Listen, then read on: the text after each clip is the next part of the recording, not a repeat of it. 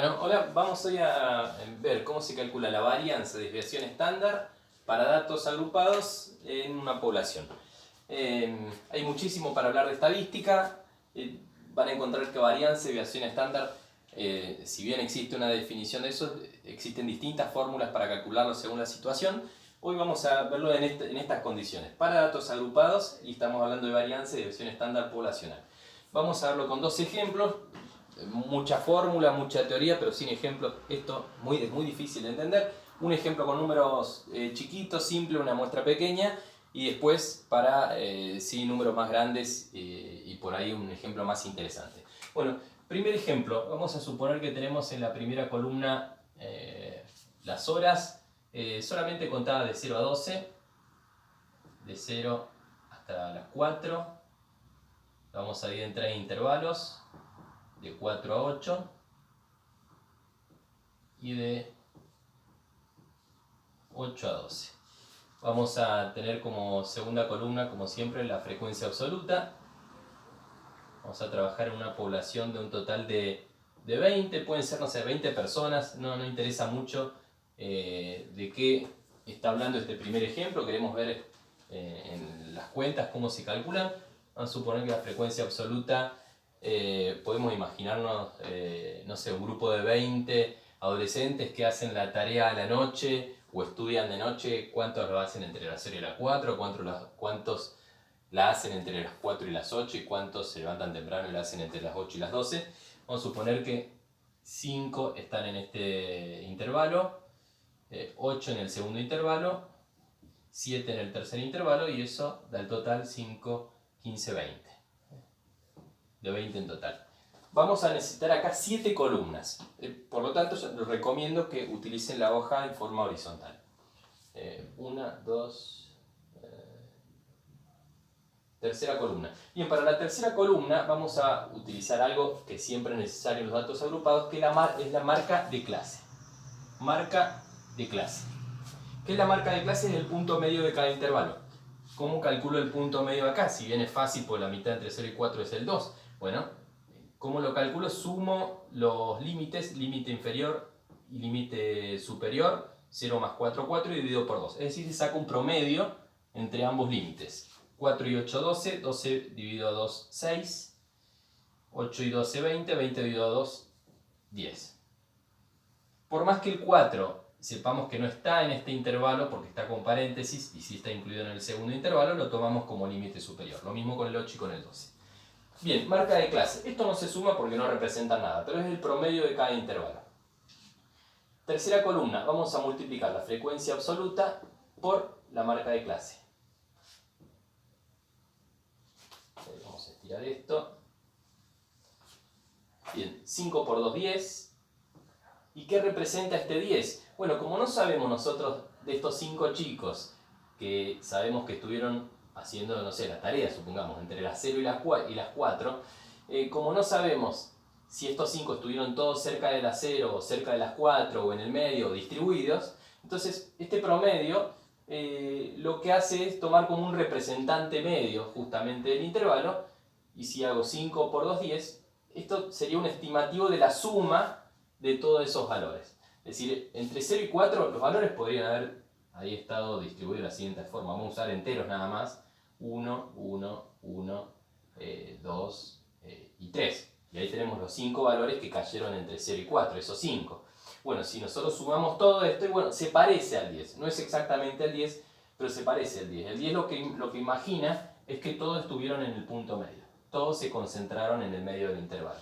Y hace 2 más 2 más 2 más 2, bueno, ahí da 10. Hacemos lo mismo con el segundo intervalo, el segundo renglón. 6 por 8, 48. 7 por 10, 70. Y esto, si lo sumamos, sí tiene sentido sumarlo, 80, 128.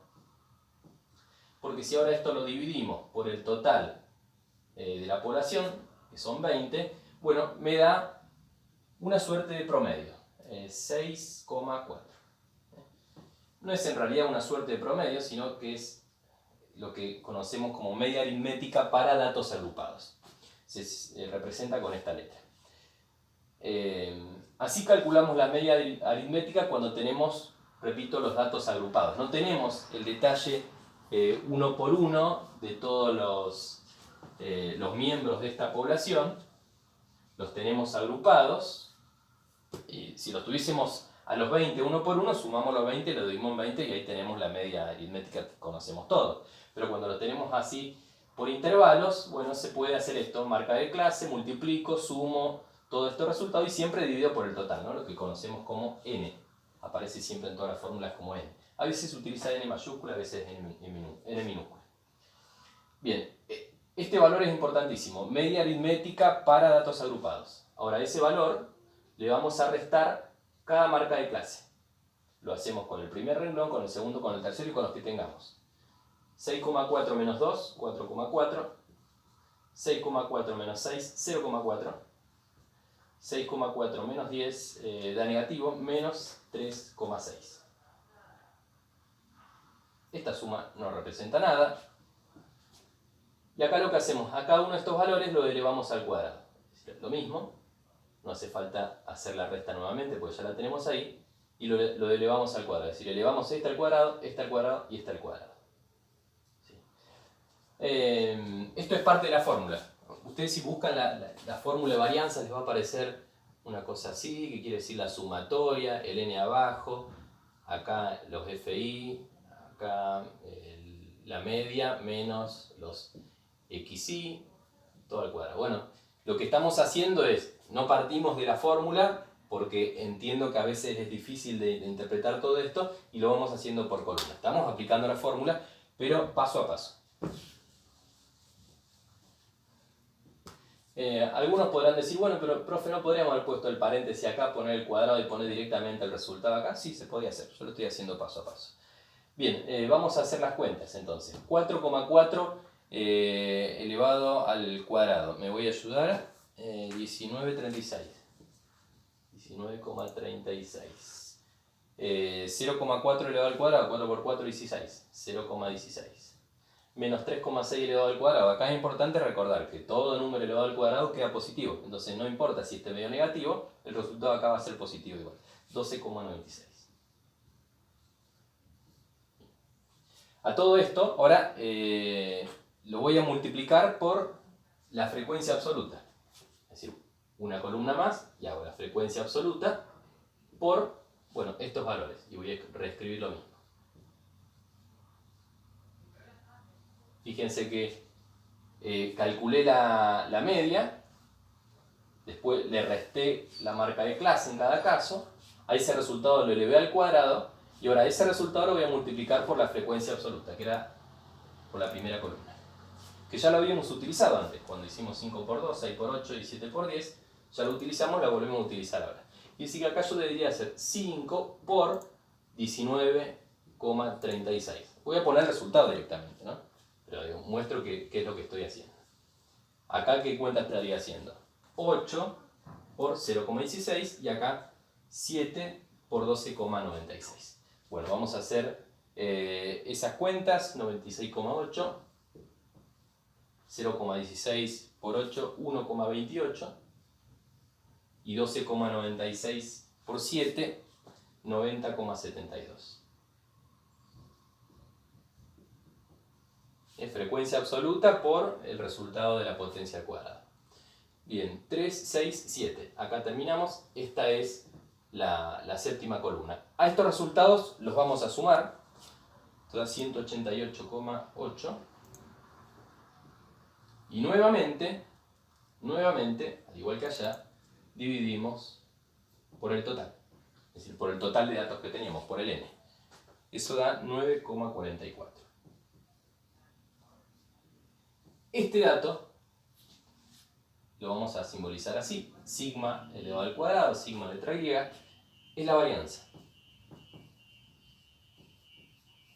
Es la varianza. Hay que seguir todo este proceso, sí o sí. Es decir, entiendo que no es algo corto, ni es algo que vayamos a recordar de memoria en el primer ejemplo. Tenemos que tener el paso a paso de cómo hacerlo, pero así se calcula la varianza. ¿Qué es la desviación estándar? Es la raíz cuadrada de esto.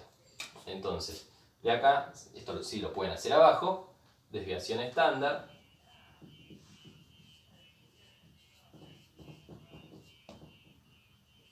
sigma solamente, sin el cuadrado, es la raíz cuadrada de eso. Y 3,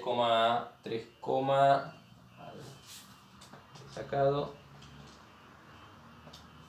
3,072. Bien, ¿para qué se utiliza la desviación estándar? La desviación estándar se utiliza como el más menos alrededor de la media para indicarnos cuál es el intervalo de normalidad. La media es 6,4. Si yo a este 6,4 por un lado le resto el 3,07 y por otro lado le sumo el 3,07, obtengo un valor más abajo y un valor más arriba. El valor más abajo, que será 3,4 más o menos, vamos a redondear, 3,4, y el valor más arriba 9,4. Bueno, entre el 3,4 y el 9,4, eso es lo que se considera como rango de normalidad, y si tuviésemos todos los datos diríamos, bueno, estos datos, los datos que caen ahí adentro están dentro de lo normal, y los datos que están fuera son datos extremos que están fuera de lo normal. Se utilizan muchísimo en muchas cuestiones donde aparece la estadística. Bien, este es el procedimiento total. Uno lo podría ver esto con números más grandes. Esto obviamente es una población muy chica y que por ahí no es que nos permite sacar grandes conclusiones.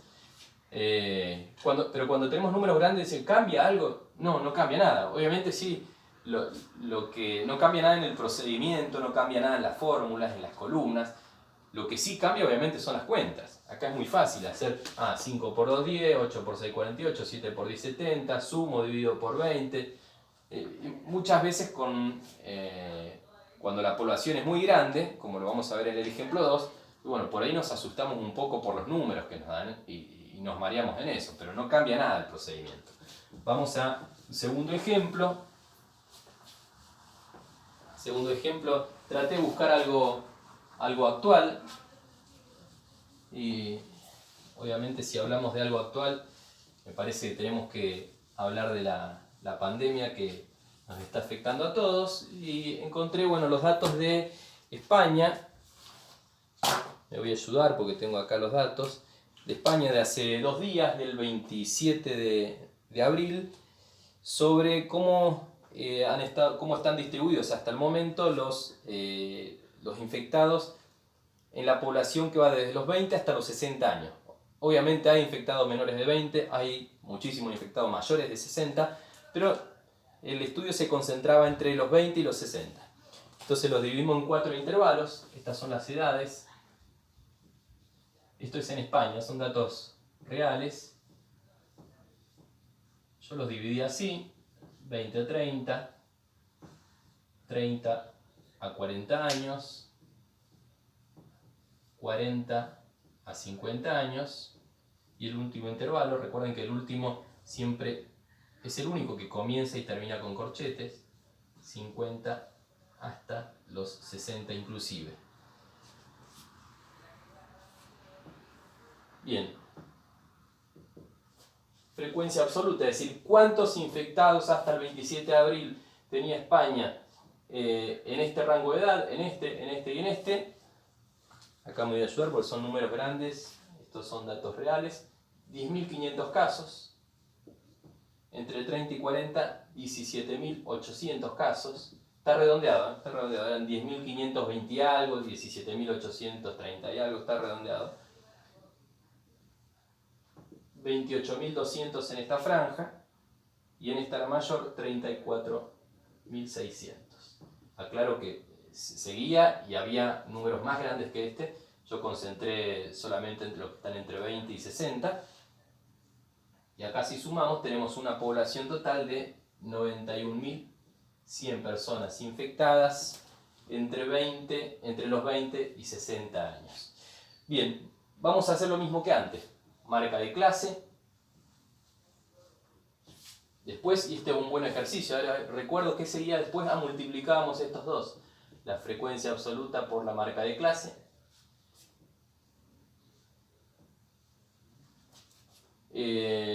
Con esto, ¿qué hacemos? Sumamos todos y calculábamos la media aritmética.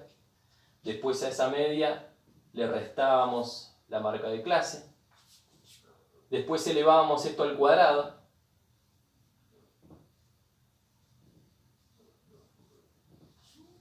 y después a esto le agregamos algo más que era la multiplicación por las frecuencias absolutas. Como dije, cuando trabajamos con temas por ahí ejemplos más representativos de la realidad, nos vamos a encontrar con números muy grandes, pero no nos debemos asustar, es exactamente lo mismo que antes. Bueno, marca de clase entre 20 y 30, ¿qué número está en el medio? Sumamos, dividimos por 2, si no nos sale, 20, 30, 50, la mitad 25. 25, 35, 45, 55. Multiplicamos 10.500 por 25, 17.800 por 35 y así. Vamos a hacerlo para no perder tiempo. 262, 500, 623, 1000, 1.269.000, 000, 1.903.000. La suma total, 1, 2, 3, 4.057.500. Tranquilo que esto no significa nada en los datos reales todavía. A esto hay que dividirlo por el total. Siempre dividimos por n, en este caso por 91.100. Y eso me da 44, y acá da un montón de decimales. Vamos a quedarnos con los primeros dos. Vamos a redondear el segundo dígito, 44,54. Esta es la media aritmética. Esto sí es representativo, esto representaría la media de la edad de los infectados, ¿no? Por lo menos en esta población, entre los que están entre 20 y 60. Obviamente si tomamos toda la población, es decir, los menores y los mayores, estos datos van a cambiar, pero nos estamos concentrando en esta población.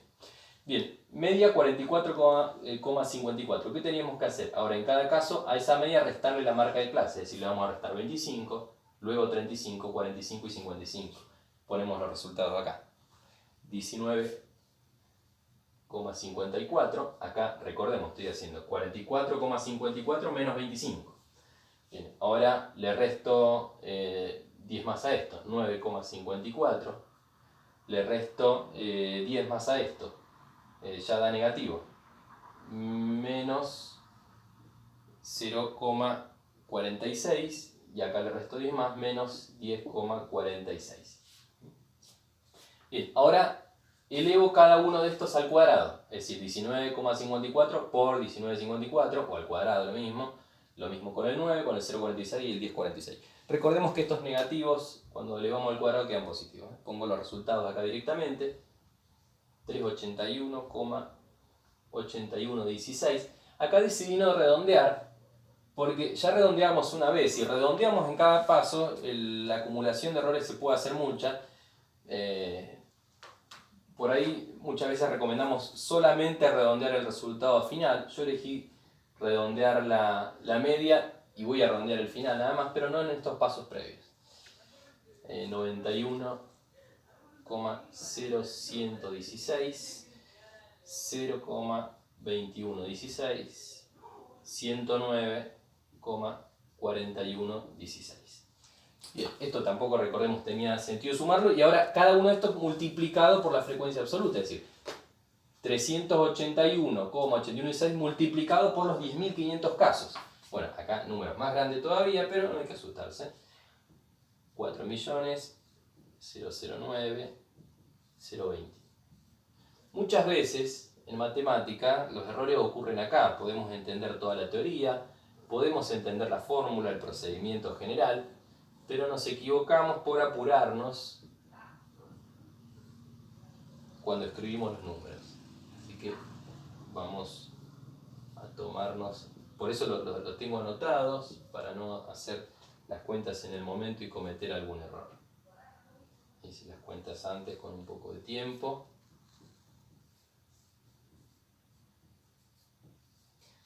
Estos números, recordemos, esto sí hay que sumarlo, es lo mismo de acá, dividir por n. La suma total, 9.420.636,76. Dividido n, 91.100, 103,4 4,09, bueno, hay 41. Y esta es la varianza. Si esta es la varianza, entonces la desviación estándar, que es la raíz cuadrada de esto, 10,16. Redondeado 10,17. 10,17. Bueno, esto establece una franja alrededor de la media, es decir, 44,5 más 10 y 44,5 menos 10 establecen límite superior y límite inferior de lo que es considerado el intervalo de normalidad. ¿Dónde se utiliza esto? Bueno, muchas veces se utiliza cuando, por ejemplo, en cuestiones de peso se establece una franja de normalidad y se dice, bueno, los que están por debajo de esa franja o los que están por encima de esa franja tienen o pueden tener problemas de peso, ya sea sobrepeso o los que están bajo de peso, no sé, anemia o como se llame, o desnutrición. Bueno, esto es todo. Cálculo de varianza, desviación estándar para datos agrupados en poblaciones. ¿Por qué aclaro en poblaciones? Porque van a encontrar que al final la varianza van a encontrar fórmula donde dice no dividido n, sino dividido n-1. Pero ¿esto cuándo se aplica? Cuando no estamos tomando toda la población y cuando estamos tomando solamente una muestra. Es decir, si yo en vez de contar todos los habitantes entre 20 y 60 infectados hubiese tomado una muestra solamente de esto, entonces ahí van a encontrar que para el cálculo de la varianza, y esto obviamente incide después en la desviación estándar, no se divide por n, sino que se divide por n-1. Esto es una corrección que hizo un matemático alemán en un momento y es para ajustar mejor los datos porque no se están considerando el total. Es ínfima la diferencia, pero es una corrección al fin. ¿Cuándo utilizamos el n-1? Solamente cuando trabajamos con una muestra. Cuando trabajamos con toda la población, utilizamos el n. Ahora sí, terminamos. ¿Listo?